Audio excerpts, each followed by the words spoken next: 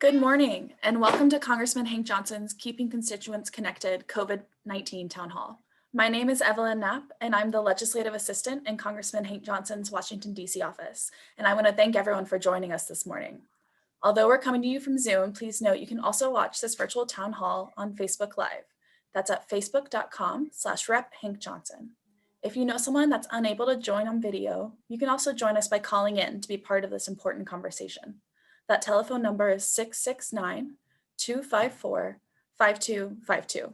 Again, that number is 669-254-5252. I will now turn the program over to your host and representative of the 4th Congressional District of Georgia, Congressman Hank Johnson. Thank you, Eve, and good morning, everybody. Happy New Year to all I've not expressed that to. I mean, time is really getting away from us now. We're already at the end of January, so I'm gonna have to stop saying Happy New Year. But I tell you, it is a Happy New Year. It seems like the country is now breathing a sigh of relief now that we have competency and truthfulness at the top.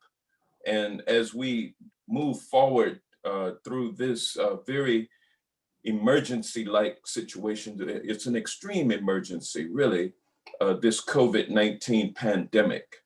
The virus is out of control and variants are emerging. 436,000 Americans have lost their lives. Almost 26 million have been infected. And it's very serious, this virus spread. And while the virus is spreading, we're suffering the economic fallout from this pandemic as well. So it's a lot of suffering on that side. And then on top of that, the politics have gotten so ugly in this country that on January 6th, we had an insurrection at the Capitol that did result in 5 lives being lost, but very close to members of Congress being taken hostage and executed on the Capitol grounds by way of hanging. Did y'all see that that gallows that they built with the hangman's noose and the rope and everything? These folks were serious, and we are not out of that period yet because people are still looking forward to March 4th, and DC is still on lockdown. If you could only go there and see what security has done to the Capitol, to the area around the Capitol, cordoning it off with 7 or 10-foot fencing and barbed wire over the top, and National Guardsmen patrolling with M16 rifles. I mean, to go back to that setting is really very disappointing. And to then go to the Capitol as a congressman and have to go through a metal detector before we can go onto the House floor because we are, subject to our colleagues bringing weapons onto the floor. And we all remember the incident back in the 1800s where one congressman almost beat another congressman to death with his cane. And so you can't say that violence cannot break out in the Capitol. So, I mean, this is what we are faced with today: violence throughout the land, economic devastation, and a pandemic that is out of control. But as I say, fortunately, we do have new leadership at the top. Hopefully, we will be able to get a handle on this. I know that we will. I don't want to say hopefully. I know that we're going to turn the corner and defeat this pandemic while regaining economic momentum and restabilizing individuals and families and businesses, particularly small businesses, and then getting our politics straightened out to where we can talk with each other again. And I think once we get through this pandemic and the economic fallout, that will get a whole lot better. And so I want to thank you all for joining us today for this informational town hall meeting, which focuses on the health challenges of the people of the 4th District and any other people that are watching. And, we have today some panelists, and I will introduce them in the order which they will speak. And I appreciate these panelists for giving us their time and their expertise today. I want to first introduce Mr. Clint Odom, who is the Senior Policy Executive and Executive Director of the Washington Bureau of the National Urban League. He's based in Washington, D.C. He previously worked in various positions on Capitol Hill in the United States for a decade, including as Democratic General Counsel of the Committee on Commerce, Science, and Transportation, and General Counsel to Senator Bill Nelson of Florida. And he last served as Legislative Director for Senator Kamala Harris of California, now our Vice President. Mr. Odom also served as a senior advisor at the Federal Communications Commission, and he is a practicing, he's also a practiced lawyer, practiced at the firm of Dow, Loans and Albertson, also now known as Cooley LLP. And prior to that, he served as a law clerk to the Honorable Henry T. Wingate of the U.S. District Court for the Southern District of Mississippi. And he is a proud graduate of Louisiana State University and the University of Pennsylvania Law School.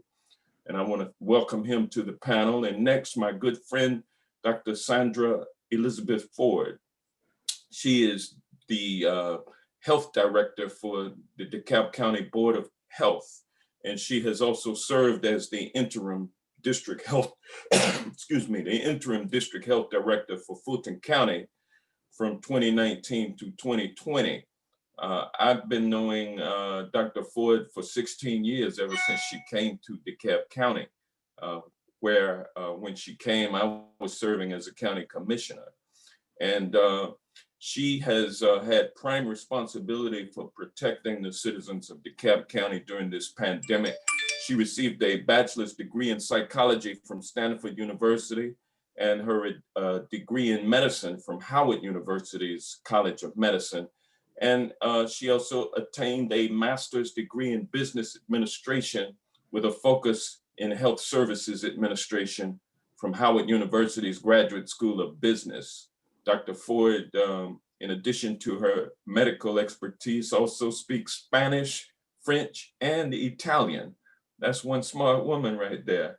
She's been seen on CNN, CNN International, Fox, ABC, CBS, NBC, all of the big ones.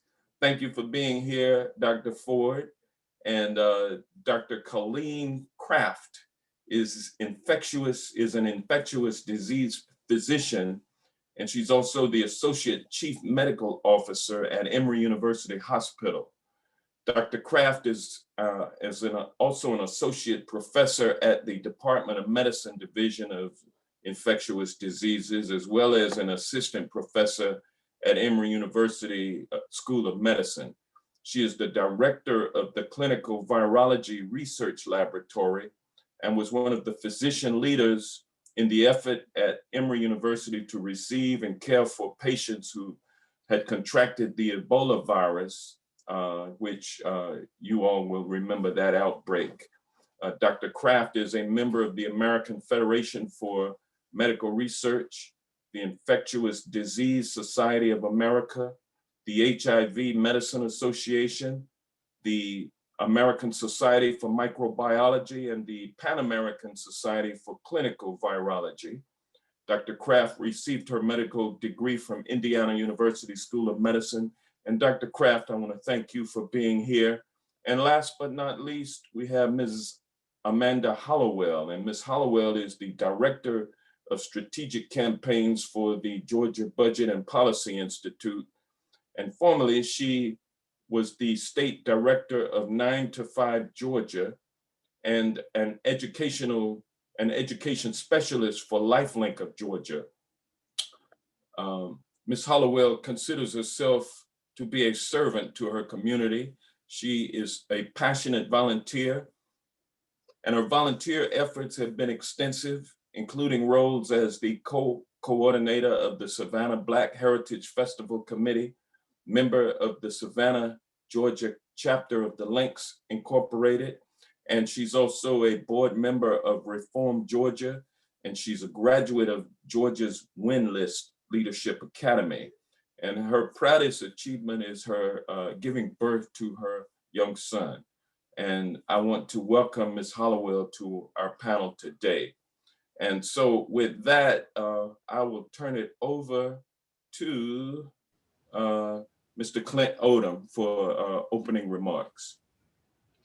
Good morning, and thank you, Congressman, for that introduction, and welcome and good morning to all of you here.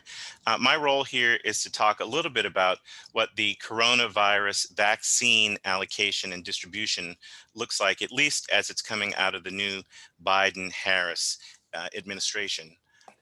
As you may know, there's been a so-called 100-day campaign announced by this new administration in a new executive order and guidance put out last week. It says the United States will spare no effort to ensure the public can get vaccinated quickly, effective, and equitably. And I will come back to the word equitably, to meet the aggressive vaccination target of 100 million shots by the first 100 days. The federal government will work with states and the private sector to effectively execute an aggressive vaccination strategy. What does that mean? And what are the critical components of such a campaign? The first is we must prioritize the populations to be vaccinated. There did not appear to be any sort of prioritization in the prior administration.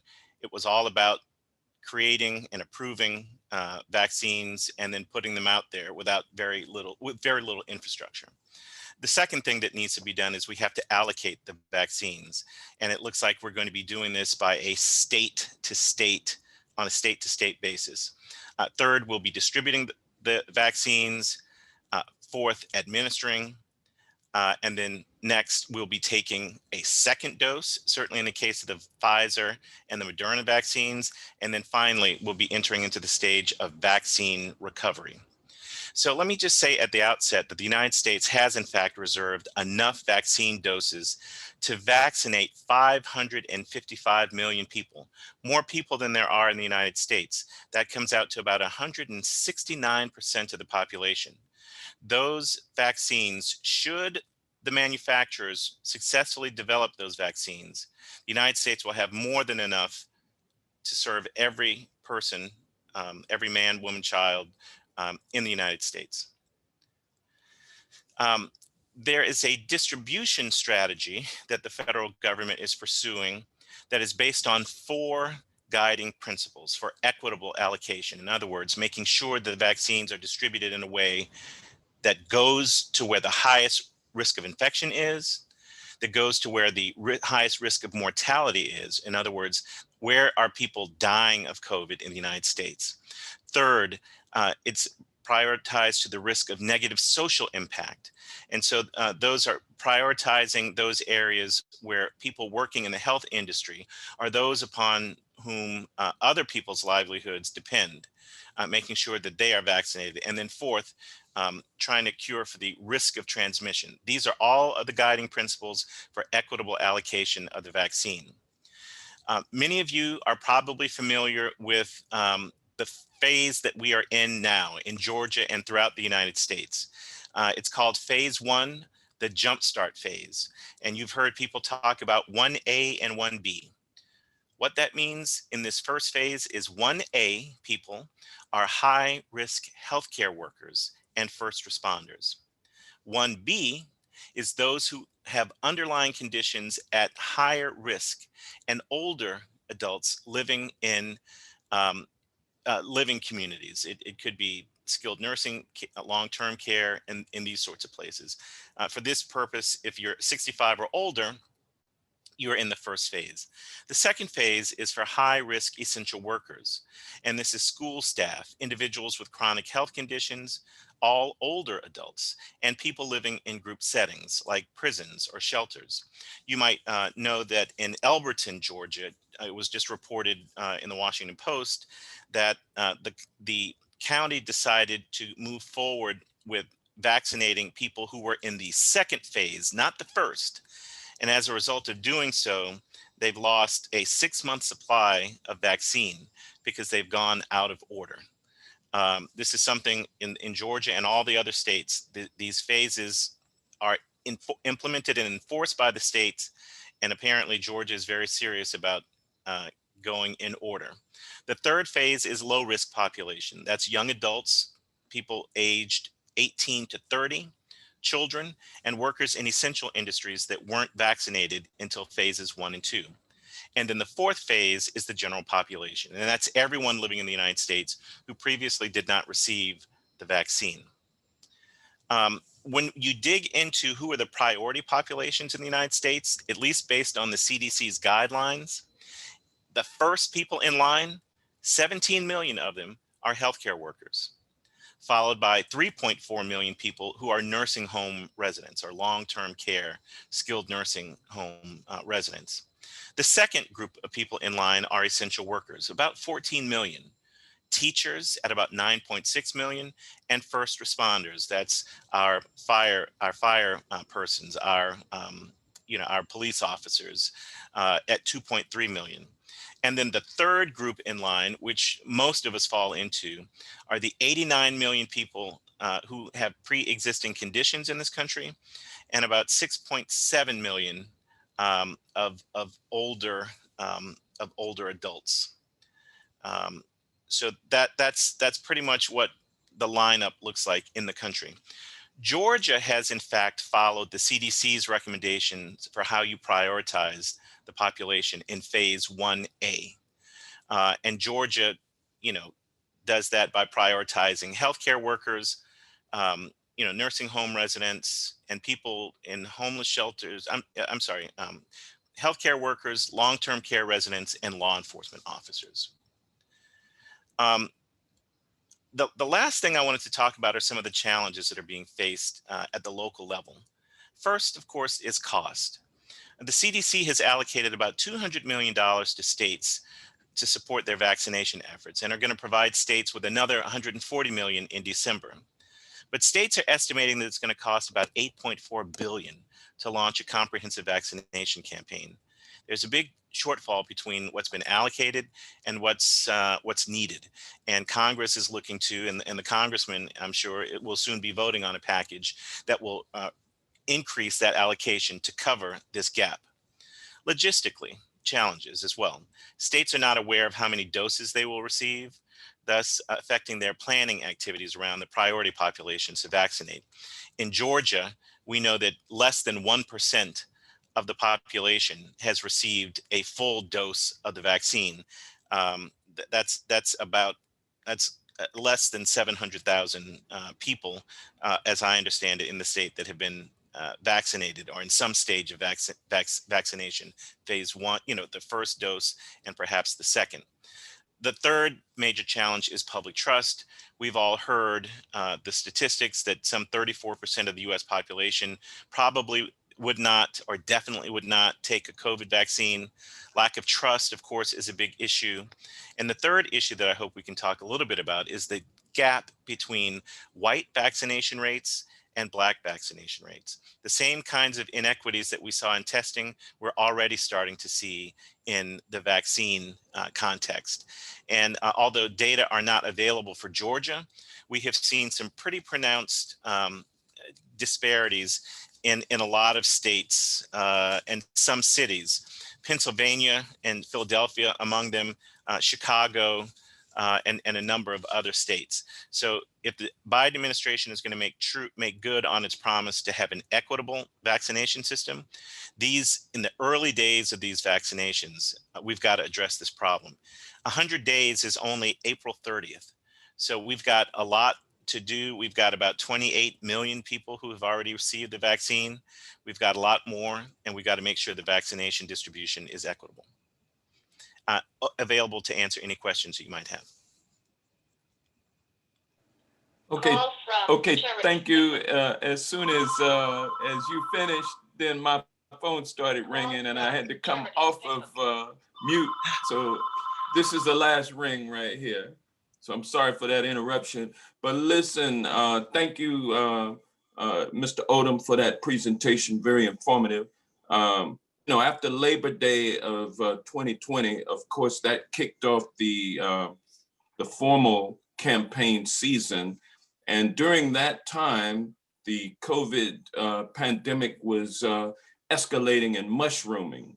And we were in the midst of what the previous administration called Operation Warp Speed. And our former vice president was in charge of the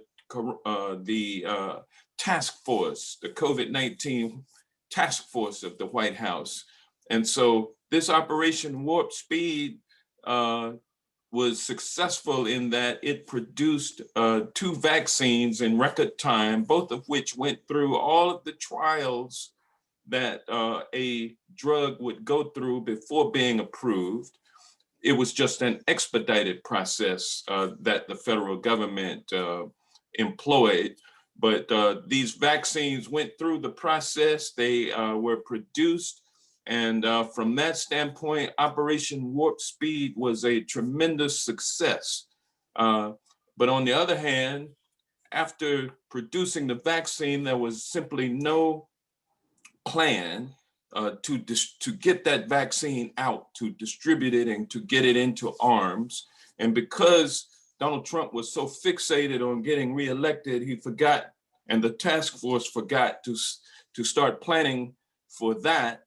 And even if they were planning, there was no transition. I mean, the president lost the election, Trump, and he took his marbles and closed the door and wouldn't let anybody in. There was no transition. And so January 20th, the president took office, President Biden, only to discover that there was absolutely no plan, no distribution plan for the products produced by Operation Warp Speed. And so thus we are where we are today. And the problems that, the challenges that are being uncovered continue to occur, but the planning to address these challenges is in place. And so with that, I want to now ask Dr. Ford to come on and give us her comments. Sure. Good morning, everyone. Thank you, Congressman, for the opportunity to share some timely information at the state and local level regarding COVID. So as of yesterday, the state of Georgia had distributed approximately 875,000 doses of COVID vaccine. DeKalb County has distributed about 13,000 doses. We received our first doses of vaccine on December 29th.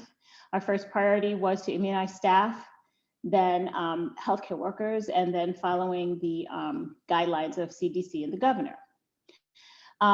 In early January, the governor expanded the 1A to 65 and older and their caretakers. This is when things started to get a little complicated because we can look up demographic information and have a sense of how many individuals in the county are 65 and older. What we cannot guess is how many caretakers they have. And so that was the great unknown, which complicated vaccine distribution to some extent, because then you have a lot more demand than you anticipated. And so we've been trying to manage our way through that. Prioritization for vaccine is state dependent. So every state has a very different way of managing this. I have a sister in Texas, and they split their 65 and older. They started with 85 and older, 75 and older, and then 65 and older. We are just doing it as a singular group. And so it's a challenge trying to ensure that everyone has access to even scheduling. We have also received a very small amount of vaccine. The state of Georgia receives 80,000 vaccines a week for public health and 40,000 for long-term care facilities. Even if DeKalb County got all that vaccine, just us, it would still take us 2 months to immunize everyone with 2 doses. So imagine 80,000 doses distributed among 18 public health districts, and you understand why the demand is not matching the supply. We are also awaiting a statewide system to register and schedule residents for vaccine, because right now every district is managing this on their own with their own computer systems. For a small county, like some of the counties in South Georgia, they can literally do that with an Excel spreadsheet. DeKalb has 750,000 citizens, so we have to come up with a computer system. So we've tried a number of different ways to schedule folks for this vaccine, including providing them with a link. The link was supposed to be an individual link for that singular person. They register, they are provided a link to schedule based on vaccine availability. Well, what was happening was that individuals were sharing the link on social media and among their friends, which of course then again threw off the count, because I have registrations for 500 people, but 1,000 people are showing up with an appointment because they have the link. And so that also complicated the vaccine process. And so we started having safeguards put in place, verification, to ensure that the people who showed up with the link were actually individuals who had registered. We're still working through all of those types of processes, but our main issue is demand. Last week, for the entire week, the Board of Health received 1,000 vaccines. 100 vaccines. We got 100 vaccines on Monday or Tuesday. That literally is about an hour's worth of work, because we provide 1,000 vaccines a day between our two sites. And so I just got an email last night that we have another 1,000 doses we are allocated for next week. That's 1 day's worth of vaccine. My other challenge and my primary issue right now is complete vaccination. So I would prefer to have a proportion of the county fully vaccinated than to have a whole bunch of folks walking around with dose 1 and not dose 2. So what we are trying to do is set aside vaccine to ensure that those we have started the series on are able to complete it. What that means is that there's going to be less availability for individuals to receive dose 1. And so that has proven to be another challenge. I want to talk about these priority groups because as Mr. Odom mentioned, there's a lot of discussion about who is a priority. Happily, I'm not in that decision-making process, but we've heard a lot of questions about the teachers. Right now, the teachers are not part of 1A, and that is either a CDC or a government decision. And right now, unless you're 65 and older, you will not be receiving a vaccine from the Board of Health if you are a teacher. But we are anticipating when the additional supplies of vaccines come through that we will be able to obviously expand our groups. And so one of the things we're trying to do is reach out. So the Board of Health has a manpower issue, clearly, because we don't have a lot of staff, and a significant proportion of our staff are still out because of schools being shut down or because they're medically fragile. And so what I'm trying to do is address some of the inequities that we have seen in vaccine delivery. Right now, we pull data from DeKalb. DeKalb is 65% African American. Right now, 70% of the people who have received vaccine in this county are white.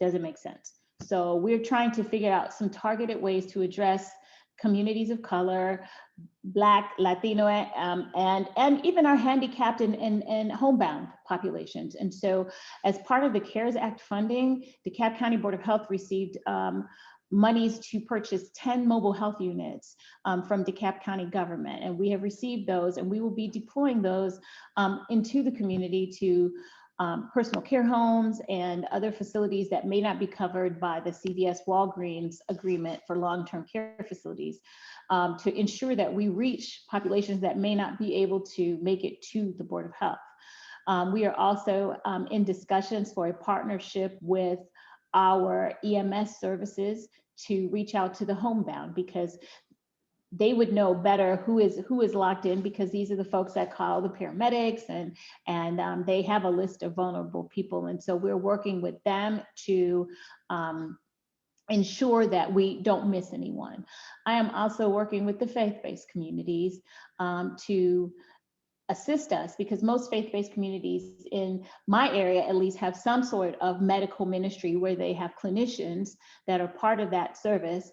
And we are hoping to partner with them to assist us in providing vaccines to their congregations. That way, it kind of bypasses some of the complaints that we've heard about people not being able to get through, not being able to get online. If you have your event at your church, then you should be able to have access a little easier.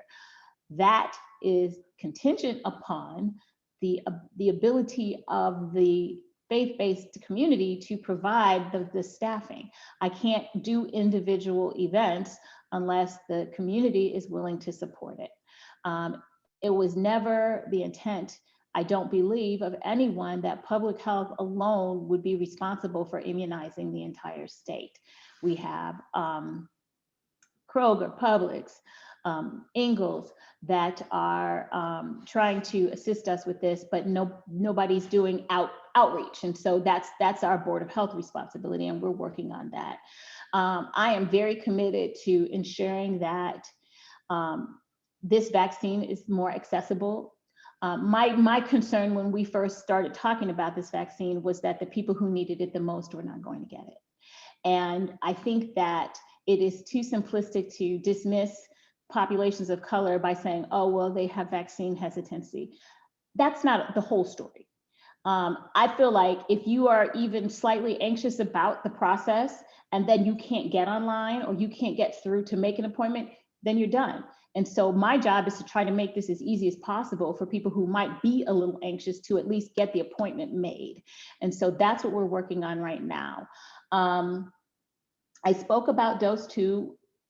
We are contacting everyone who received a first dose at the Board of Health. Please don't email me. You will get called. We are trying to come up with a separate hotline for folks to get this vaccine who feel like they haven't been called. What's happening is that as of anyone who received a vaccine after January 11th, were able to schedule their second dose at the time of their immunization. Folks who received the vaccine prior to that did not have that opportunity because at that time we were unsure of whether or how much we were going to receive. And so we did not schedule dose 2. So we are going back now and we're contacting all those folks who have received vaccine before that date so that we can manually schedule them. You will be contacted. There is no alphabetical order. Just because your neighbor got called first does not mean you will not be called. So we are diligent about ensuring that we completely immunize everyone that we started with, but we also ask the community's cooperation in being forthcoming and not sharing links and making sure that, you know, when they have an appointment, they show up and not scheduling multiple appointments. I think that's it. I will say that we had 1,480 doses that opened up, 1,480 appointments that opened up at 5:41 yesterday, and they were gone in 55 minutes. So this is the type of demand that we're seeing. And so people literally have to almost babysit their computers to make sure that they have access. To address the issues with the seniors who may not be computer literate, we do have a call center. We are going to have to obviously expand it dramatically because each senior call takes between 20 and 30 minutes to schedule. And so we are expanding capacity so that not having computer access or being computer literate would not be a deterrent or a barrier to you receiving vaccine. So that's pretty much where we are right now. Thank you for this opportunity to kind of provide you an update and let you know some of the things that we're struggling with at the local level, and I'll be available for questions. Thanks. Thank you, Dr. Ford. DeKalb, Gwinnett County has 82,429 cases or infections with 742 deaths. DeKalb County is next with 50,933 infections and 642 deaths. And then next comes Newton County, 8,226 infections and 164 deaths. And Rockdale County, 5,668 cases, 112 deaths. Those are figures that I obtained this morning. So I think they are the latest figures. And DeKalb, Gwinnett, Newton, and Rockdale are the counties served by the 4th District, which I represent. And I'm happy that Dr. Ford was able to come on and talk about the specifics as to DeKalb. I want my audience that are on Facebook Live to know that this meeting was organized within about 5 days, 5 or 6 days. And we reached out to the Gwinnett, Rockdale, Newton Health Department. Those counties are served by the same department. And we reached out to that department to see if they could have someone on this call, but they were unable to because of the conflicts that they had. Their staff is taking care of 3 counties. And so they were unable to send a person to participate on this panel. I saw that there was something in the chat asking about the figures that you gave, Dr. Ford, for Gwinnett, Rockdale, and Newton. But that's the reason why we don't have that information for you all today. But I hope the information in general is helpful and educational to everyone. And next I would,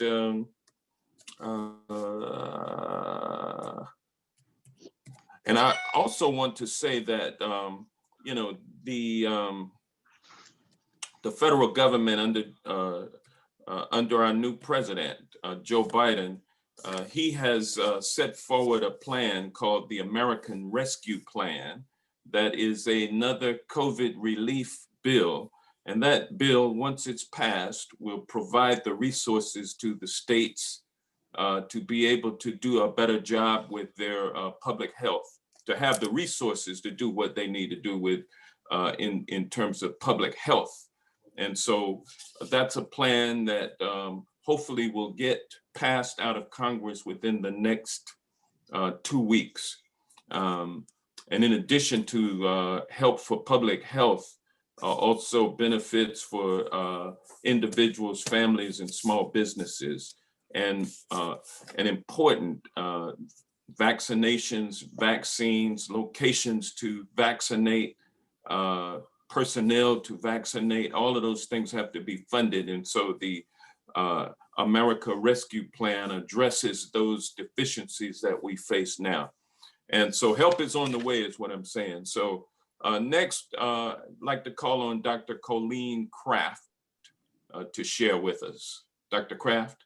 Thank you so much, Congressman. It's my pleasure to be here, and I'm so thrilled to be here alongside such distinguished colleagues.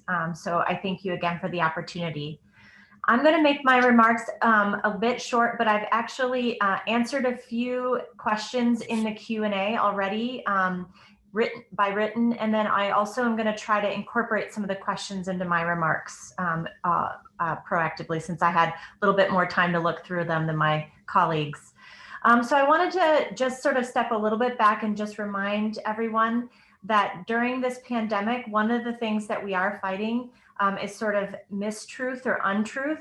And so I really want to thank the Congressman and these colleagues for being on and being a source of truth for a lot of this work. This age of social media and everything that we're going through, I think there's a lot of things that are out there. And I just want to remind everybody that the best thing you can do for yourself is figure out where the truth is and how you can find those sources of truth. So some of our federal and state agencies have websites. So I just wanted to remind that I always have to re-get us back to truth. And I appreciate the Congressman for doing this. I've spent the last, since March at Emory Hospital caring for patients with COVID, as well as working on some of the studies that have led to the therapeutics and the vaccines that we now have for COVID. I've also spent daily working to help our staff understand how to keep themselves safe when they're caring for patients with COVID, how to keep themselves safe at home. And we've also talked a lot about how to balance all the other things that are going on in our lives because of this pandemic. So I don't want to underscore how difficult it's been in the last year. I think a couple topics that come up quite a bit are vaccine hesitancy. And so I wanted to start out with a small visual, which I don't know if it's going to come across the best across the television, but I wanted to remind you how this vaccine works that we're talking about. And I will get to the Johnson & Johnson vaccine at the end. So what happens to us if we pretend that this is the virus? You can see these little spikes on the outside. This is a really heavily sugared virus.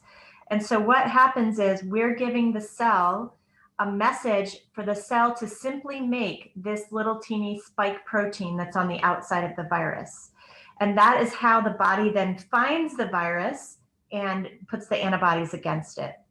And so if you think about how the vaccine works, and again, I'm talking now about Pfizer and Moderna because Johnson & Johnson was just approved, that the body is not giving, we're not giving you the whole virus. We're simply giving you the message. It's going into your cell, but not the nucleus of your cell where your DNA is. So there's a lot of concern about, is this altering my genetic code? Is this going to do something? It does not go into the area where all of your genetic code lives. It's simply using the machinery of your cells to replicate itself.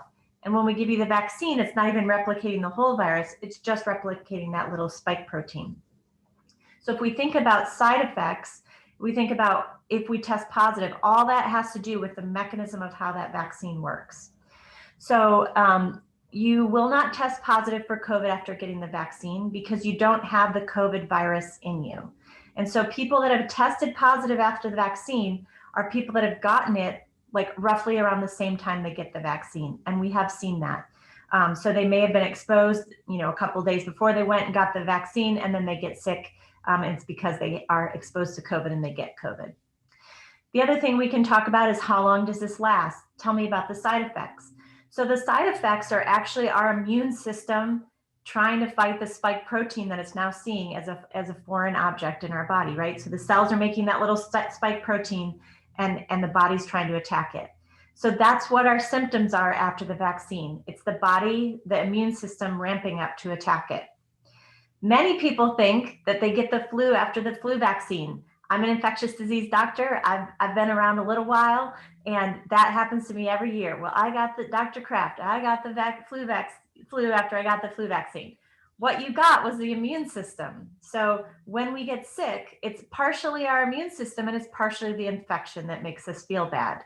So that's what we feel after these vaccines. We're feeling bad because it reminds us of flu. But when we get flu, our immune system's working against it. So in the same way, when we get the vaccine, our immune system's going to be working against it. We don't think these do not have long-lasting effects. People with allergies, that was another comment. People with allergies are safe to get this vaccine. We've been closely monitoring people. There was a question about a penicillin allergy. If you tell the nurse when you get to your vaccine clinic, I've had a penicillin allergy, I'm concerned, they will put you in a group that monitored for 30 minutes instead of 15 minutes. We've not seen side effects such as terrible allergies. I know that that's kind of been widely distributed. I also want to remind you that when we give, Dr. Ford, Mr. Odom were telling us all these numbers, right? So think about when you give the same treatment to all these huge numbers of people, that things that happen after that treatment would have potentially happened anyways. I'm thinking a little bit of our Atlanta's dear Hank Aaron, who received the vaccine and then passed away. So it was determined that it wasn't from the vaccine. But if we give it to enough people, and honestly, if enough famous people are getting it, things that would have happened anyways happen after that time. And so we sort of end up trying to blame the vaccine, but we're giving it to so many people that we're going to see things that would have naturally occurred that happen after the vaccine and have nothing to do with the vaccine. I just want to say one more thing about the variants of the vaccine. So or variants of the virus. So here's my, I wish I had a better demo. It's not very easy to see, but here's the virus. When the virus uses your cell machinery, it gets kind of sloppy. It's the type of virus, it's the type of replication that it does. And so it doesn't edit itself very well. And so what happens is it changes part of the virus occasionally because it's a sloppy editor. Most of the time, it doesn't do anything to the virus. Sometimes it doesn't allow the virus to exist anymore because the editing ruins the virus. Sometimes it makes the virus more transmissible, which is what we're seeing on these variants around the world. Masking, having everyone mask, hand hygiene, all of that stays the same. We just really need to get the transmission to go away. So masking remains the same. Now, you might say, well, how does this have to do with the vaccine? If our little buddy, the spike protein, is changed because of that variant, that's when we may see some issues with the vaccine. And as you're aware, all of those vaccine manufacturers are moving as quickly as they can to see if the variants are affected by their vaccine. Now, the one good thing about the two Pfizer and Moderna vaccines is that those messages that we give the cell can be altered to look like the variants. So we can actually produce relatively quickly a slightly modified vaccine if needed. So I'm going to stop there. I really appreciate the time, and I'm happy to take any questions.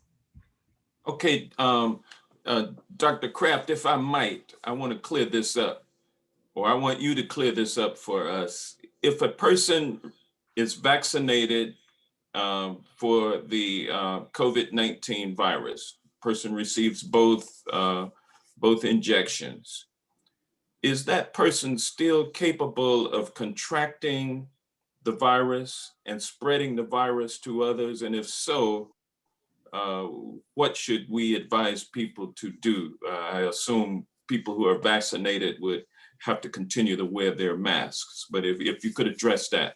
Yes, so this is the crux of everything for me, everything that I work on. We have to continue to mask.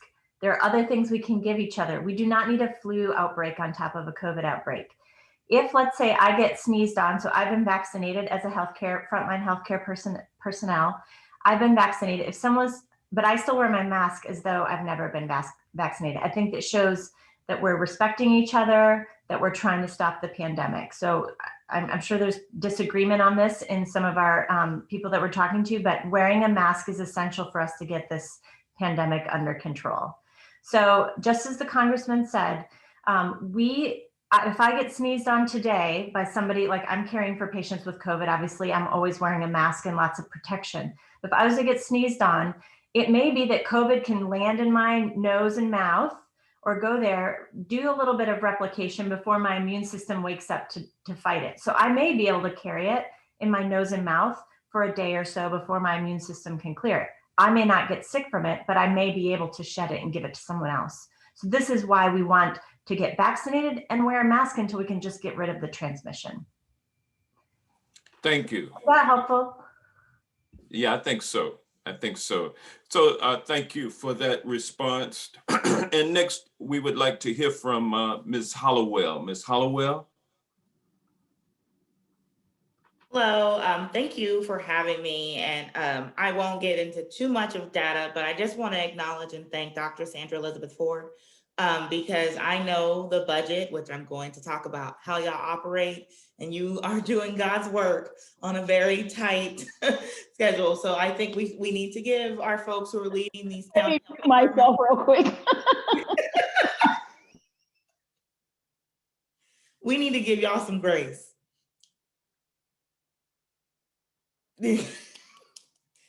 Because at the end of the day, the demand has gone up, right? And you all operate on a $284 million budget split between those different multiple health districts, and you only receive about 5% of the health spending. We are putting our folks at capacity. So if you see things like right now, when you go to the website, some say they've paused appointments around the state because they're trying to, as Dr. Ford said, focus on getting the second shot in for those who got their first shot.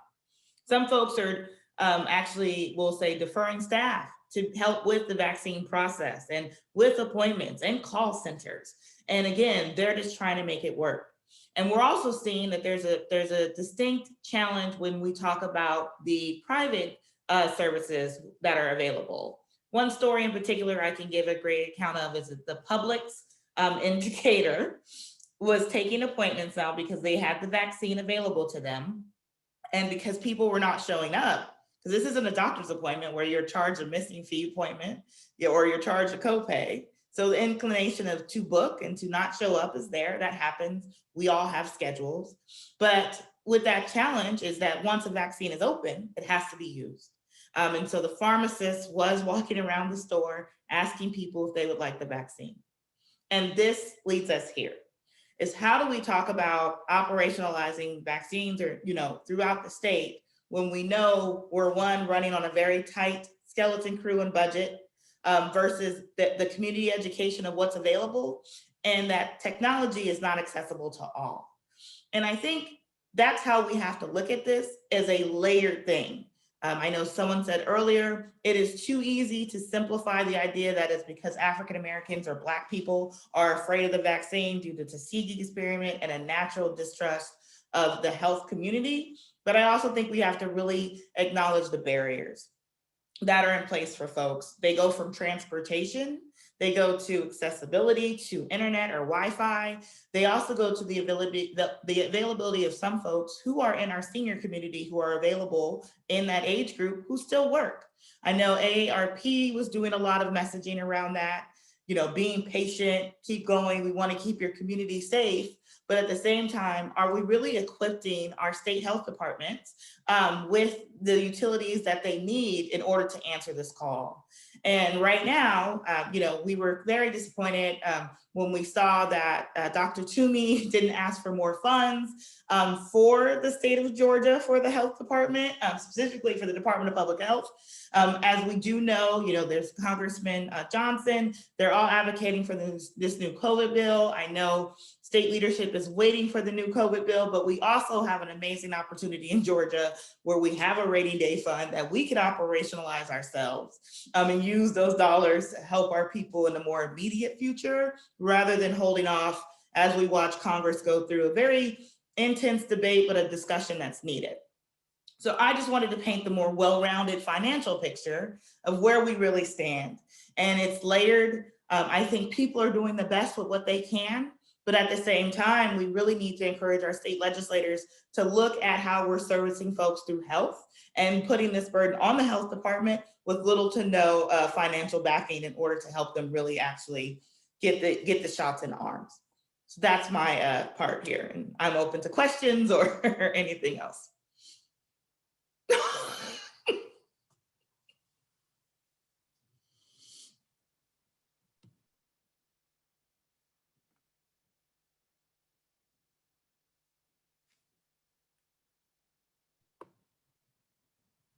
Congressman, you're on mute. Okay, I'm sorry. At this point, I'd like to turn it over now to Evelyn Knapp to moderate for questions and answers. Eve, take it away. Much, Congressman, and thank you everyone for those presentations. That was really, really useful information. I think the first question I'm going to ask is, what happens if you get the first dose but not the second dose of the vaccine? So Dr. Crawford, maybe if you could come in and tell us a little about what happens if you've gotten the first dose but you haven't yet gotten the second. Yes, so sorry, so I think the question that I already just answered was if I get the second but I wait a little bit too long, or if I get the first but I wait a little bit too long, should I still get it? And the answer is yes. And you're not going to have to start over. And as a follow-up there, additionally, someone asked, why get the vaccine if you can still get COVID? Right. So I tried to answer this in writing as well. So you don't get COVID again. You may become a transient carrier of the virus in your nose and mouth.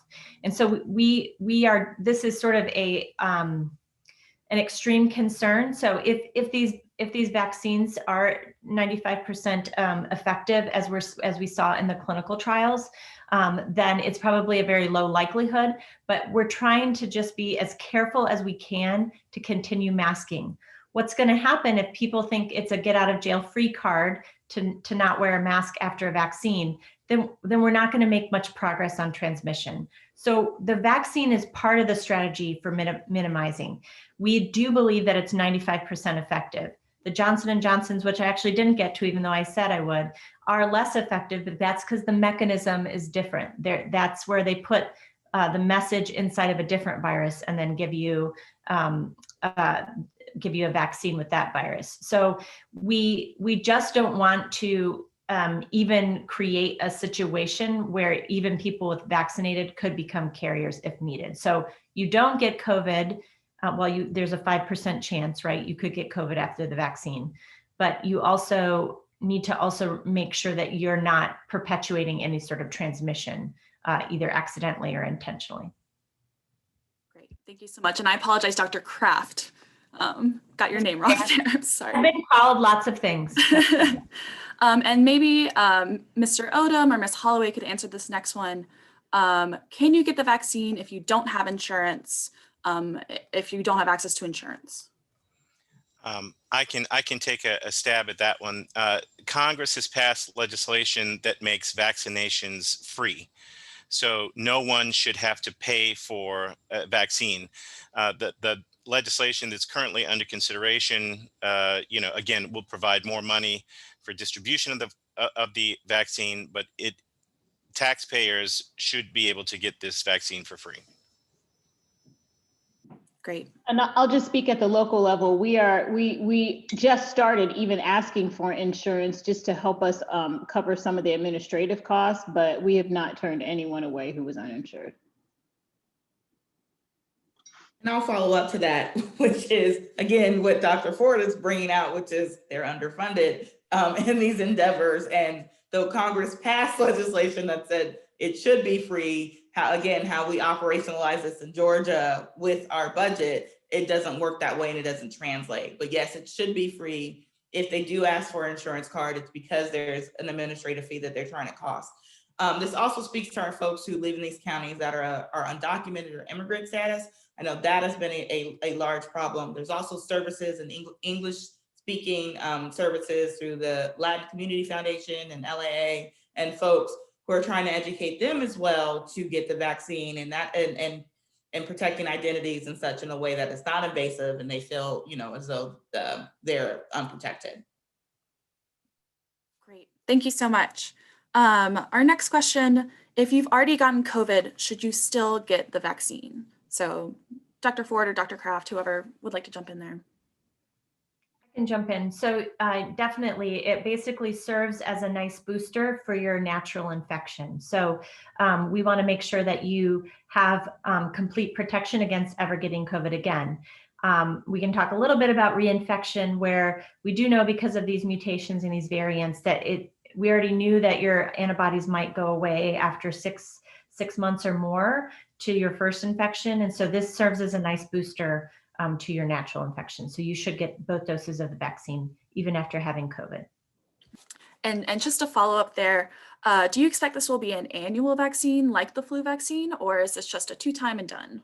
Yeah, I appreciate you asking some of these questions that I've thought through and answered, because then I'm ready for the question.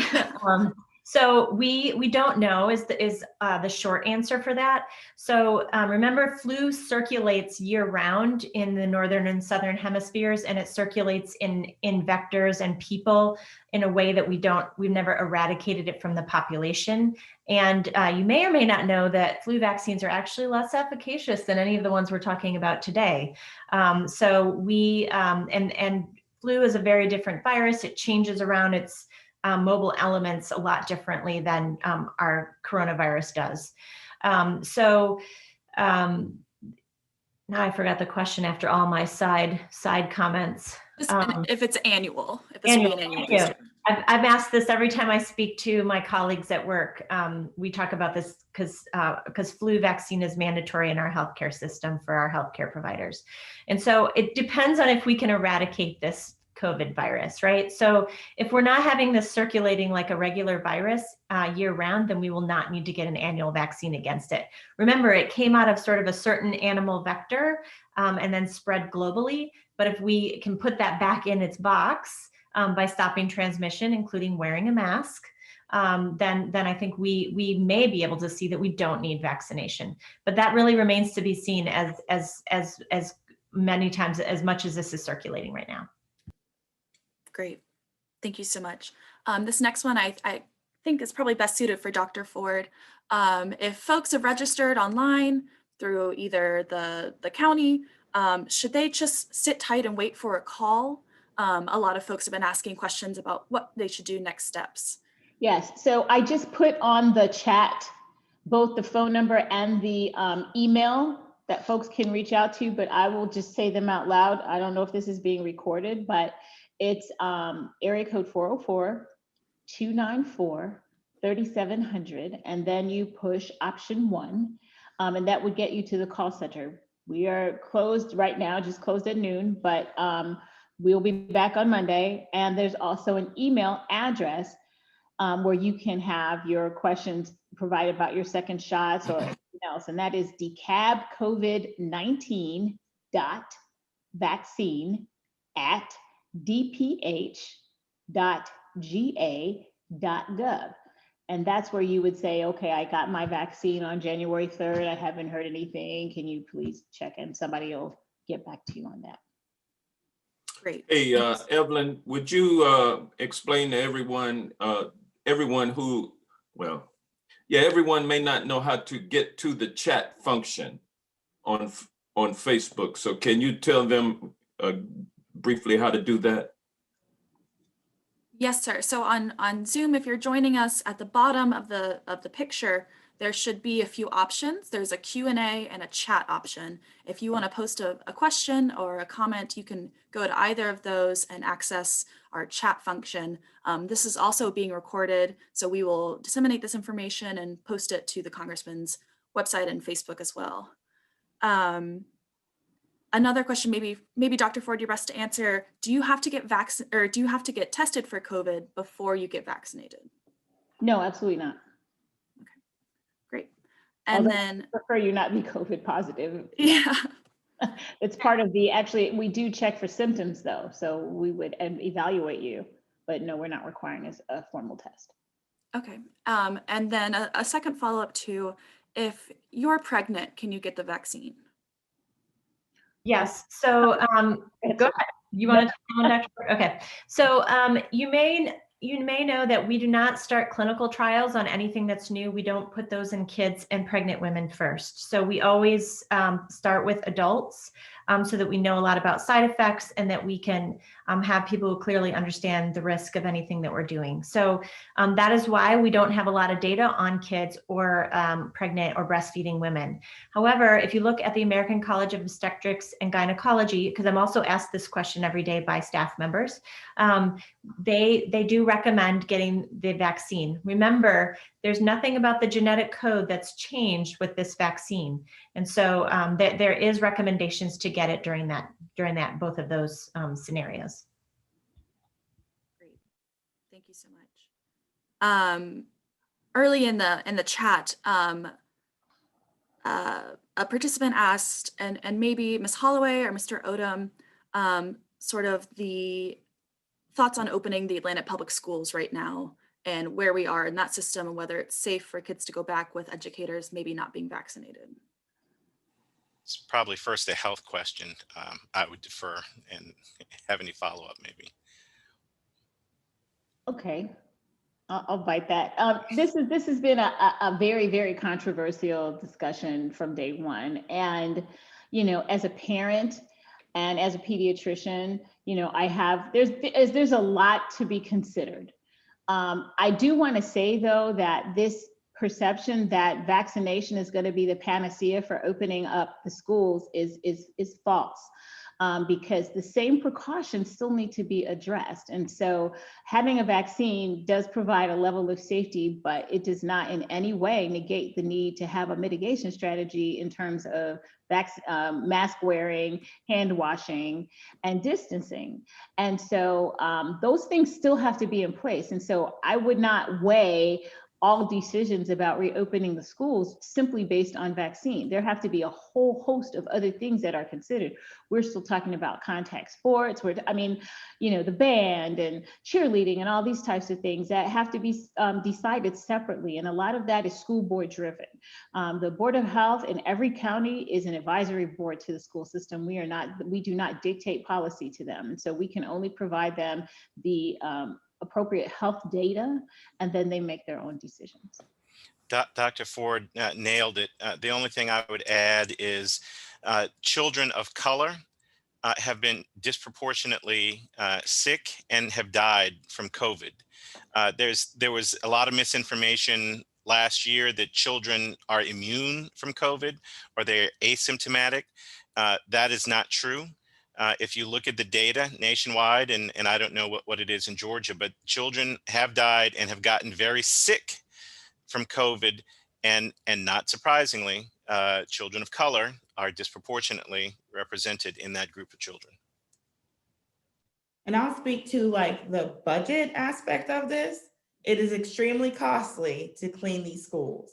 A lot of superintendents, especially APS, are reporting that they've dipped into their reserves. Yes, the federal dollars that are supposed to be, available soon will help. But on the state level, we've cut education by about $1 billion or $950 million. We're going to reinstate, we're going to actually give back about 600 million, but then we're still short 300 million. And then on top of that, most superintendents are saying there is no more money, right? The new cost of just going into some of these hybrid situations and not even at full school have opened up to new hard costs that they did not see. We also have some transportation issues that were already in deficit. So I think we need to look at the whole child. I think health should be paramount and first, always, but also in following the science. But I also think at the same time, will we be able to afford to open up schools and actually say we're servicing children in a healthy, safe environment that's giving them the utmost of their education? I don't think so. So, I hope, superintendents take their time to really look at all their options and issues before making some very big decisions. I know recently a state legislator just produced a bill called HB 60 for vouchers, which is a direct attack against schools that were going face-to-face, that stayed face-to-face. That would take about $547 million away from the public education fund if that bill was to pass. That bill is a direct, we analyzed it, we looked at all the counties.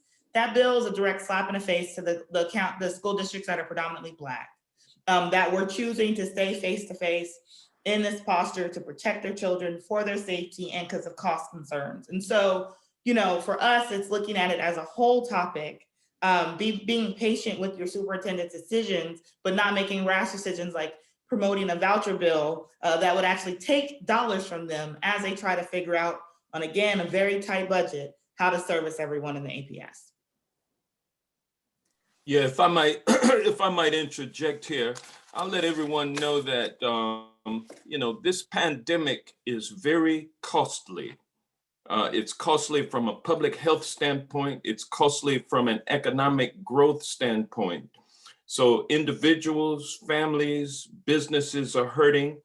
And it's all because of the pandemic, which was not taken seriously when it first arose. And so I'll let you know that we passed the CARES Act back in March of 2022, 10 months ago.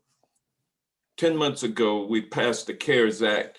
And between March and December, that was all the money that was allocated. This pandemic has consumed that money.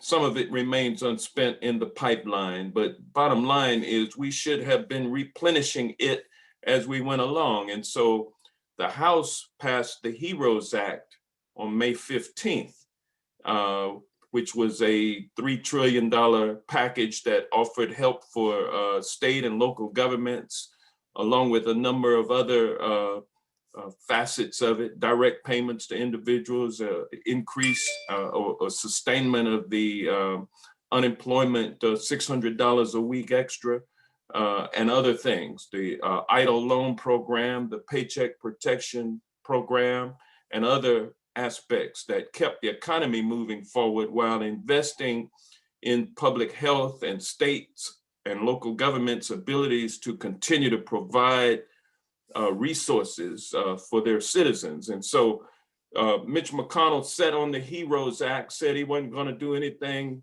about what we passed in May until July. And then July came and went, August, September, October, November. Finally, we had to wait until this budget for the 2021 fiscal year, which we should have passed before September 30th. We had to extend it, and to a bill to keep the government open for the rest of the 2021 year, we had to attach a spending bill to it, which addressed the COVID pandemic, and it was an extra $900 billion, kind of almost a drop in the bucket for what we need to have done and what we need to do to keep the economy afloat, keep families and individuals afloat, and to address the health aspects of the pandemic. And so this $1.9 trillion plan that the Biden administration has put forth, the America Rescue Plan, we've got to pass that, but then we need to continue passing emergency relief bills. And what we will see is Republicans on the other side now becoming fiscally conservative and saying that we can't add to the debt. We can't continue to do this deficit spending because other generations are going to have to pay for it. But yet economists are telling us that we can't spend enough money right now to keep this economy afloat and to address this pandemic, which is the driving factor for keeping the economy down. So we need everyone to keep the pressure on your representatives. You don't have that problem in Georgia now that we have 2 new senators, but across the nation, there are others who they don't want to spend the money that we need in order to address this issue. And so we'll have to remain vigilant. Don't go to sleep politically, stay active, because we got the 2022 elections coming up. And with that, I'll turn it back over to Eve. Eve?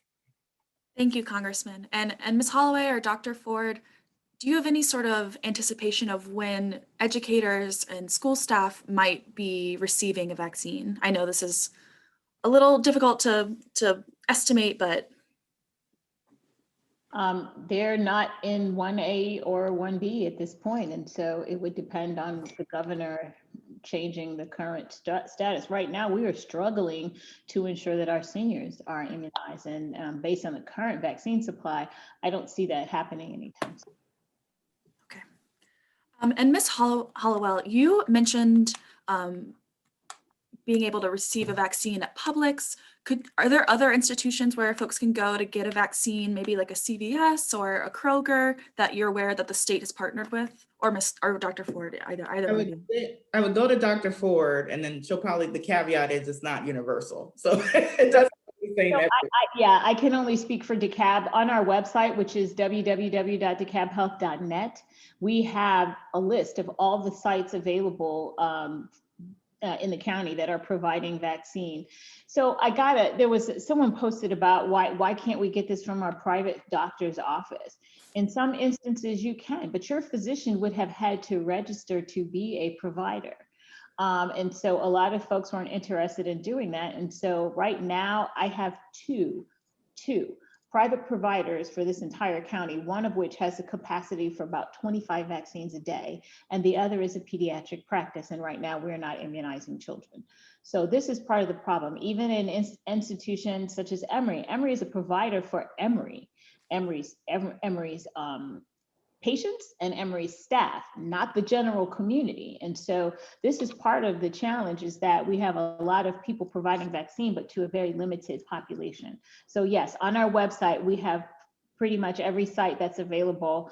And there is no boundary for this. So it's not, if you live in DeKalb, you don't have to just go to DeKalb.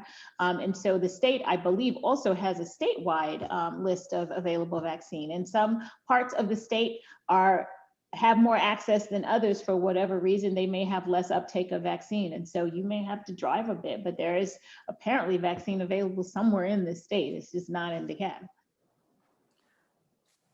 Thank you. Our next question comes from Commissioner Johnson for Dr. Ford. Of the 30% of non-whites that have received the vaccine in DeKalb, do you know the percentage of African Americans that have received the vaccine, or what percentage of Latinx people have been able to receive the vaccine? Have those numbers been determined? So these are just coming off what I looked at quickly. So I'll give you a sample, like for example, the wait list. So we had a wait list a week or so ago. We had 15,000 people on the wait list. 11,000 of those were white, about 1,200 were Asian, then another 1,000 or so were African-American, and then the rest were Latinx or did not identify their ethnicity. So that, which is a complete opposite of how the demographics of the county. And we have time for track of that, so yeah.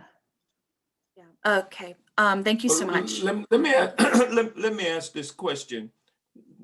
Why is it that we have that phenomenon in DeKalb County, where the people who have been worst hit by the virus are the last in line, or making themselves the last in line to actually receive the vaccination?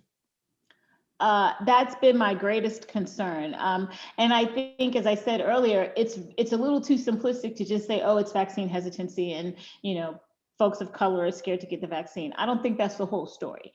I think there is some vaccine anxiety.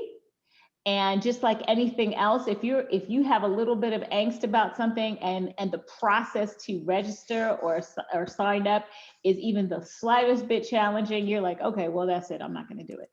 And so that's why we're trying to figure out, a way to make this more user-friendly, but I can't do that with 100 vaccines for the whole week.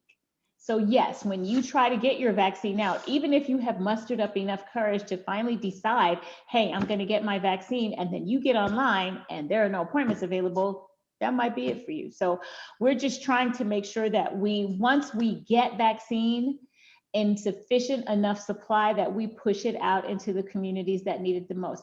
I have worked with the Deltas. We did a volunteer vaccine event at Lew Walker.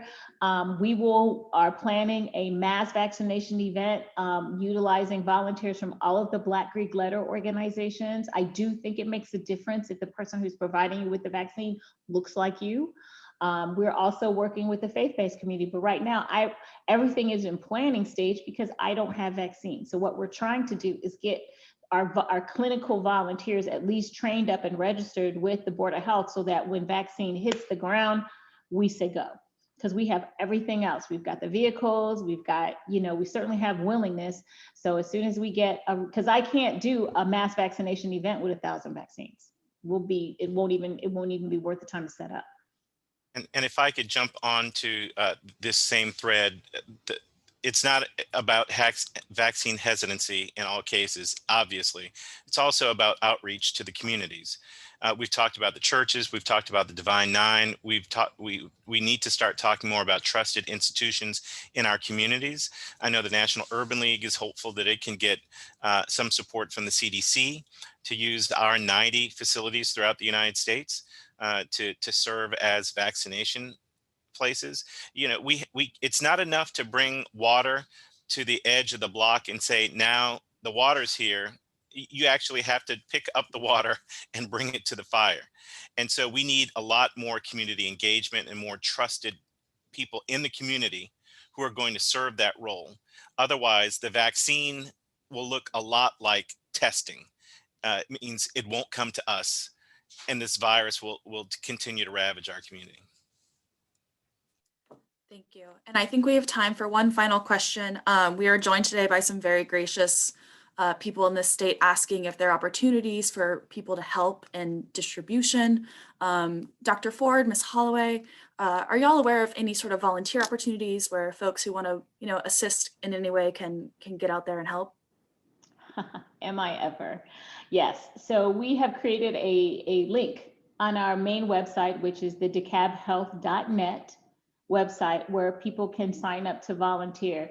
Primarily, that site is for clinical volunteers, but the governor has expanded the list of individuals who can provide vaccines. So that is doctors, nurses, physicians assistants, EMS, paramedics, and now dentists. So if you are interested in assisting the community in providing vaccine, that is the site, www.decabhealth.net. This is a volunteer process. We have, as Ms. Hollowell outlined, we don't have money to compensate you. So if you want to do this, this is strictly community service, but it is a way to get all of us back to where we need to be. Great. Thank you so much. And thank you all these panelists. Before I send it back to the Congressman for closing remarks, I want to announce that next Saturday, the Congressman is also hosting a telephone town hall at 11 a.m. to answer questions about the IRS, housing help, and other COVID resources. More information on that can be found on his website and e-letter and social media. Additionally, on February 1st at 1 p.m., Gwinnett, Newton, and Rockdale counties will be having a virtual town hall, and you can find and access that at facebook.com/RockdaleGov. And finally, I just want to say, if we didn't get to your question, don't worry, we have them. We've recorded this session, and we will answer your questions and reach out to everyone who has asked questions and not been answered. So, and if you want additional information, it can always be found at the Congressman's website, which is hankjohnson.house.gov. And with that being said, I'll send it back to the Congressman to close us out. Sir, I think you're still muted. Okay, thank you. Thank you, Eve, and I want to thank all of our panelists for their time and expertise sharing it with us today. Mr. Odom, Dr. Ford, Dr. Kraft, and Ms. Hollowell, thank you so much. I believe this has been very informative. Following a little bit on the chat, I think it's been a very useful period of our time to educate the public. And so I want to express my deep thanks for you all to agree to be on this panel. I want to thank all of the members of the community who took their time to tune in and to get this information. And I hope that it's valuable to you. I think we should take away from this the fact that it's up to us to protect ourselves from contracting this virus. You all have done a great job all this time for almost a year now with wearing the masks, distancing yourself, staying away from large groups, and trying to do everything you can to not spread this virus. And so thank you all for your diligence. I think we've got probably another 6 months or so at least to continue to live in this way. We can do it. Don't give up. Just continue. We got to have the endurance to make it through this. And now that the vaccines are in place, we should make sure that we stay up on the vaccine availability in our communities. It's gonna get better with new leadership in Congress and with new leadership in the presidency. We're going to allocate the money that will go towards making this vaccine more available. The goal of the Biden administration is 100 million people having received the vaccine within 100 days of January 20th. I think there are probably close to 40 million who have received the vaccine at this point. And so we're going to do our best to exceed that 100 million in 100 days.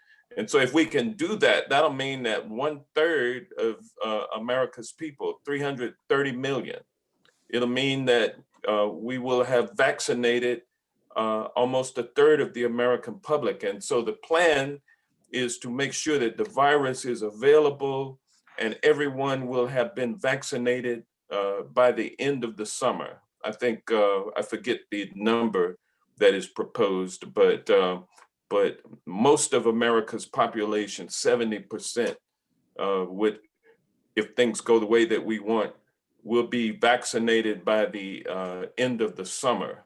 So that gives you some idea of the timeline that we're looking at. And so the end of this pandemic is within sight.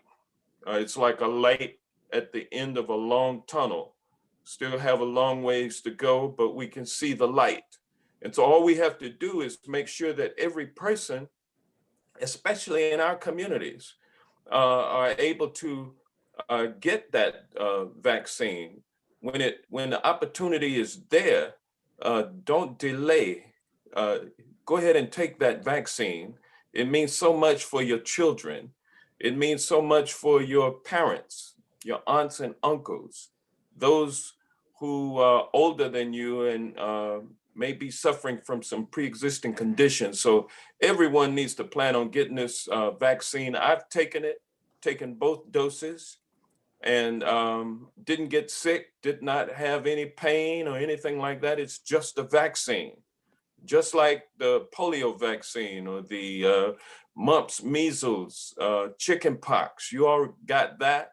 And some of you go out and get flu vaccinations, which I would encourage you to do that also.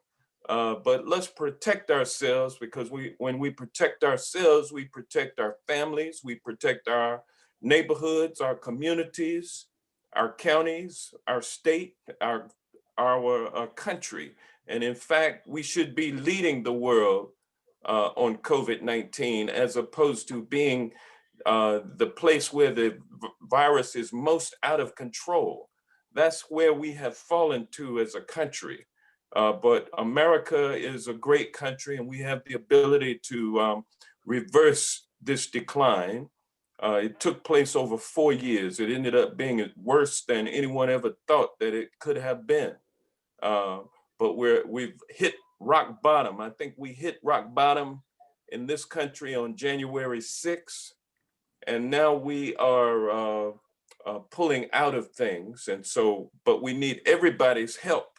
It's all of our responsibility to overcome this virus. And so continue doing what you can to keep yourself, your family safe, your loved ones, and help is on the way. And so with that, once again, thank you, panelists. I want to also thank my staff for producing this event.